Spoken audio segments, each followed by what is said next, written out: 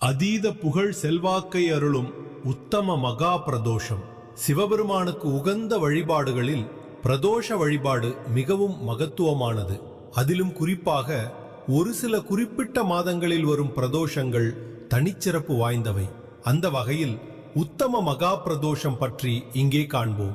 தமிழ் மாதங்களில் சித்திரை, வைகாசி, ஐப்பசி, கார்த்திகை ஆகிய 4 மாதங்களில் வளர்பிறை சனிக்கிழமையன்று வரும் பிரதோஷமே உத்தம மகா பிரதோஷம் என்று அழைக்கப்படுகிறது.